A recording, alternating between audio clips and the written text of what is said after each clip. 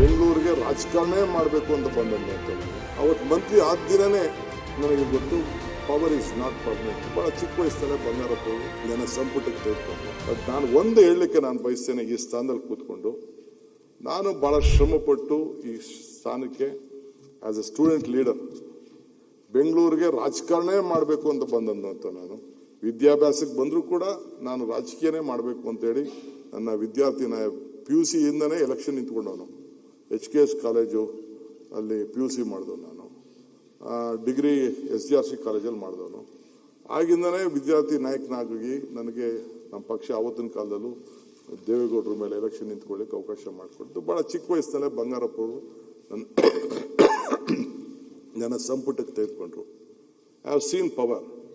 ಅವತ್ತು ಮಂತ್ರಿ ಆದ ದಿನನೇ ನನಗೆ ಗೊತ್ತು ಪವರ್ ಇಸ್ ನಾಟ್ ಪರ್ಮನೆಂಟ್ ಅಂತ ಫಾರ್ ಎನಿವನ್. ಹಾಗೆ ನನಗೆ ಅನೇಕ ಹಿತೈಷಿಗಳು ಹೇಳ್ತಾ ಇದ್ರು, ನೀವು ಜಾಸ್ತಿ ದಿನ ಇರೋದಿಲ್ಲ, ಮದುವೆ ಬೇರೆ ಆಗಿರಲಿಲ್ಲ ನನಗೆ. ಈ ಪವರ್ ಮತ್ತು ದೇವರು ನನಗೆ ಅಷ್ಟೋ ಶಕ್ತಿ ಅವತ್ತು ಕೊಟ್ಟಿದ್ದು, ಆರ್ಥಿಕ ಶಕ್ತಿ ಅವತ್ತು ಇತ್ತು. ಯೌವನ, ಹಣ, ಅಧಿಕಾರ ಈ ಮೂರು ಒಂದು ಕಡೆ ಸೇರಬಾರ್ದಂತೆ. ಈ ಮೂರು ಸೇರಿದ್ರೆ ಭಾಳ ಡೇಂಜರು ಅಂತೇಳಿ ನನಗೆ ಹಿರಿಯರು ಅವತ್ತು ಹೇಳಿದರು. ಆವತ್ತಿಂದನೇ ಸ್ವಲ್ಪ ನಾನು ನನ್ನ ಪ್ರತಿಯೊಂದು ಸಂದರ್ಭದಲ್ಲೂ ಕೂಡ ಆ ಸ್ಥಾನನ ಯಾವ ರೀತಿ ಗೌರವವನ್ನು ಮಾಡ್ಕೊಳ್ಬೇಕೋ ಮಾಡ್ಕೊಂಡ್ಬಂದೆ. ಇವತ್ತು ಈ ಸ್ಥಾನದಲ್ಲಿ ಏನು ಕೂತಿದ್ದೀನಿ, I am telling you with whole hearted, my mind is very clear.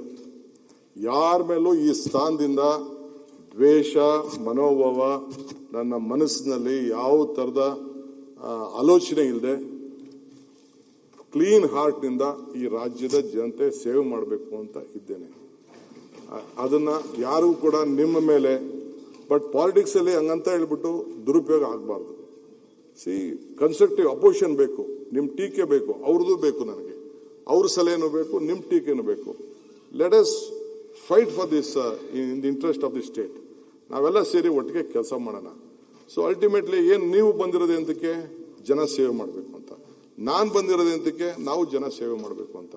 Ultimately election 28ಕ್ಕೆ ಬರ್ತದೆ. ಜನ ಏನು ತೀರ್ಮಾನ ಮಾಡ್ತದೋ ನೀವು ಒಪ್ಕೊಂಡಿದ್ದೀರಿ, ನಾವು ಒಪ್ಕೊಳ್ಳೇಬೇಕಾಗ್ತದೆ. ಸೊ ಹಂಗೆ ಇಡೀ ಭಾರತದಲ್ಲಿ ಬೇಕಾದಷ್ಟು ದೊಡ್ಡ ಸಮಸ್ಯೆ ಇದೆ. As A team Karnataka let us fight. ಮೊನ್ನೆ ಪ್ರೈಮ್ ಮಿನಿಸ್ಟರ್ ಬಂದಿದ್ದು, ನಾನು ಆ ಪ್ರೈಮ್ ಮಿನಿಸ್ಟರ್ಗೆ ನನಗೆ ಏನು ಗೌರವ ಕೊಡಬೇಕು, ನಾನು ಏನು ಹೇಳಬೇಕು ಅವ್ರಿಗೆ ನಾನು ಖಂಡಿತ ಹೇಳಿದ್ದೇನೆ. ರಾಜ್ಯದ ಹಿತಕ್ಕೋಸ್ಕರ ಇತಿಹಾಸದಲ್ಲಿ ಏನೇನು ನಡೆದಿದೆ ಅಂತ. ಬಿಕಾಸ್ ನಮ್ಮದು ದೊಡ್ಡ ಟ್ಯಾಲೆಂಟ್ ಪೂಲ್ ಇದೆ. ಈಗ ಬೆಳಗ್ಗೆ ನಾನು ಹೇಳ್ತಾ ಇದ್ದೆ, ಕೆಳಗಡೆ ಈಗ ನಮ್ಮ ಯುವ ಶಕ್ತಿ ಕೌಶಲ್ಯ ನೀವು ಬೇಕಾದಷ್ಟು ಅದಕ್ಕೆ ಕಾಂಟ್ರಿಬ್ಯೂಟ್ ಮಾಡಿದಿರಿ. ಇವತ್ತು ಕೆಳಗಡೆ ಹೋಗಿದ್ದೆ ನಾನು, ವಿಶ್ವ ಕೌಶಲ್ಯ ದಿನ ಇದೆ. ಸೊ ನಮ್ಮಲ್ಲಿ ಒಂದು ದೊಡ್ಡ ಶಕ್ತಿ ಇದೆ. ಇವತ್ತು 30,000 ಜನ ಇಂಜಿನಿಯರ್ಸು ಸೀಟ್ಗಳ ವೇಕೆಂಟ್ ಇದೆ ಅಂತೇಳಿ ನಮ್ಮ ಶರಣ್ ಪ್ರಕಾಶ್ ಪಾಟೀಲ್ ನನಗೆ ಸ್ಟ್ಯಾಟಿಸ್ಟಿಕ್ಸ್ ಕೊಡ್ತಾ ಇದ್ರು.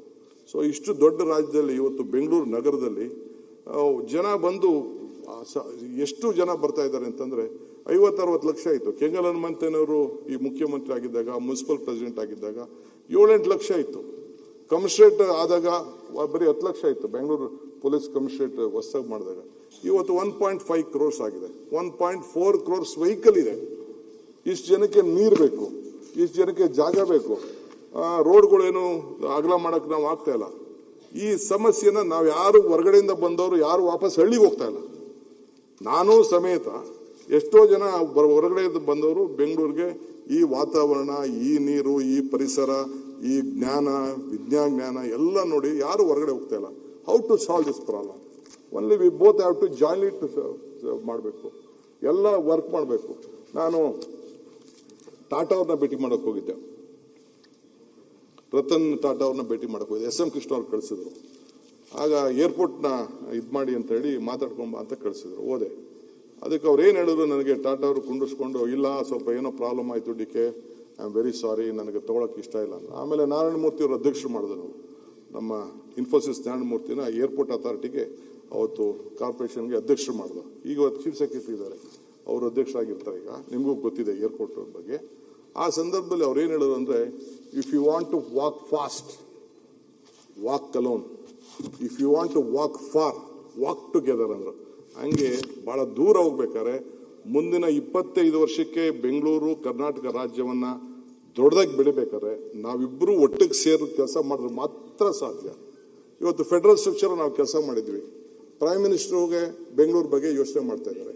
ವಾಜಪೇಯಿನವರು ಅವತ್ತಿನ ಕಾಲದಲ್ಲಿ ಏನು ಹೇಳಿದ್ರು ಅಂತ ಹಿಂದೆ ನಾನು ಇಲ್ಲೇ ಹೇಳಿದ್ದೇನೆ. ಸೊ ಪ್ರೈಮ್ ಮಿನಿಸ್ಟರ್ ಕೂಡ ನಾನು ಭೇಟಿ ಮಾಡಿದಾಗ ಅವ್ರು ಹೇಳಿದ್ರು, DK, all world leaders, all investors R looking at Bangalore.